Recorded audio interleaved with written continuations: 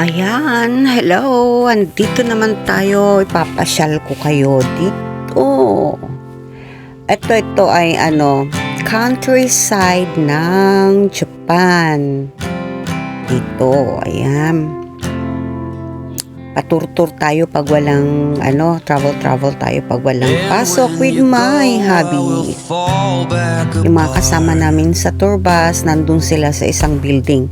Kaya umikot na ako dito para walang masyadong tao. Yan, tignan nyo, ang ganda talaga dito. Alam nyo, ang ganda. Ayan, may gold na koi fish. Yan, koi.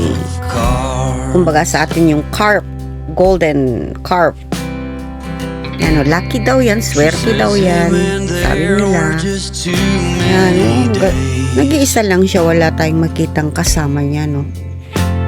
Yan, lakad-lakad tayo, papasyal ko kayo dito sa, I think dito ay sa Ota, part ng HSM.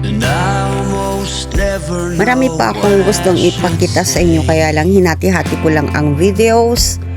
Pero lahat yun ay galing lang dito sa place na to. Pero paiikot ko muna kayo ang itsura ng place na ito. Napakaganda. Makikita niyo mga old style ng mga bahay ng mga Hapon. Japanese house na old style.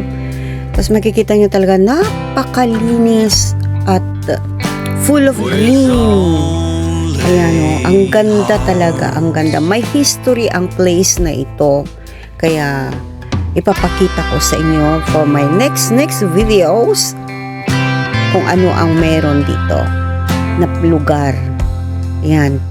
Ang ganda, ako talaga very nagustuhan ko ang place na to. Alam niyo kung bakit? Ang sarap ng himoy ng hangin.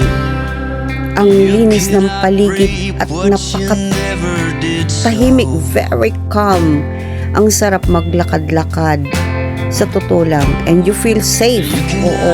Ayan, nandyan sa karutala na yan kung anong place na pupuntahan ko. Pero hahati-hatiin ko. Kasi pag isang video ko ilalagay, naku po, isang oras siguro ito. Kaya yan, masyal tayo. Yan, makikita ninyo, ang ganda. Ang ganda talaga. Wala na akong masabi kundi maganda. Maganda talaga tumira sa countryside. Kaya ayan, hanggang dito na lang muna itong papakita ko sa inyo. And please, try to subscribe and like.